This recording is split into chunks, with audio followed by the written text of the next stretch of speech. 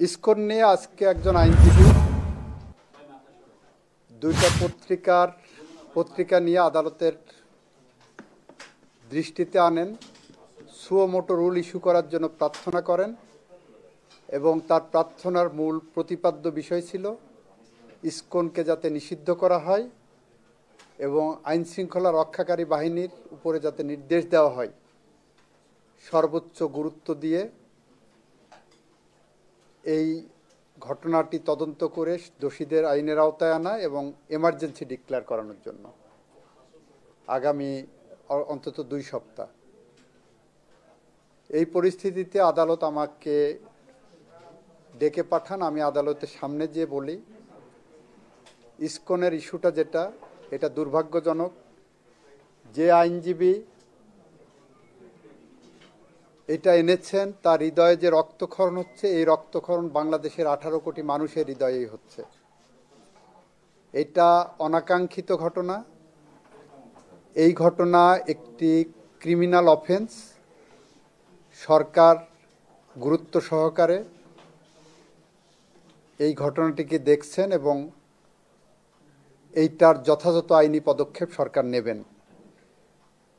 এই সংগঠন রেজিস্টার্ড কিনা, এই সংগঠন নিষিদ্ধ হবে কিনা, এই সংগঠনের বিরুদ্ধে কি ব্যবস্থা নেওয়া হবে, এই সংগঠনের অস্তিত্ব কি, এই সবগুলো বিষয় সরকারের পলিসি ডিসিশন এবং সরকার এটা খোঁজ খবর নিয়ে যথাযথ আইনিভাবে এটাকে দেখবেন। সব কিছুই আদালতের সামনে এসে সুও মোটো নিষিদ্ধ করতে হবে।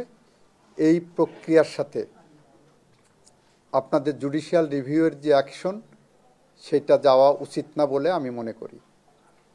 এটা সাংবিধানিক আইনের সাথে কতটুকু যাবে সেটাও আমাদের বিবেচনা করতে হবে, আমাদের দেখতে হবে। এই কারণে এই রুলটা বা এই নির্দেশনাটা এখন প্রয়োজন আছে বলে মনে করছি না। এটা প্রিম্যাচিউর। দেখেন সরকার কি করছে, দেখেন বিষয়টা কিভাবে হ্যান্ডেল হচ্ছে, সব পর্যালোচনা করে তারপরে যদি হয় তখন প্রপার ওয়েতে আসলে এটা দেখা যেতে পারে। আদালত অ্যাপারেন্টলি মনে হলো যে আমাদের বক্তব্যে সন্তুষ্ট। আদালত বললেন যে ঠিক আছে, কতটুকু প্রোগ্রেস আছে। এই আজকের ঘটনা। আমরা কোনো সিদ্ধান্ত এখনো নেইনি। আমি বার কাউন্সিলের পদাধিকার বলে বার কাউন্সিলে আমি সভাপতি।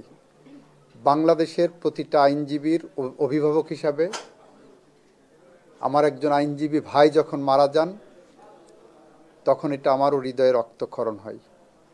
যে আইনজীবী মারা গেছেন তার 1.5 বছর একটা শিশু আছে, তার পরিবার আছে, সে আমাদের সবার মাঝ থেকে হারিয়ে গেছেন। নিশ্চয়ই আইনজীবী সমাজ এটা নিয়ে কনসার্ন।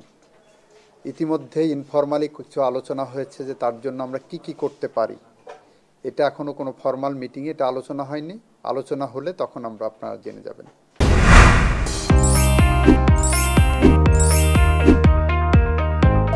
চট্টলা টিভি, ইতিহাস ঐতিহ্যের প্রতিচ্ছবি।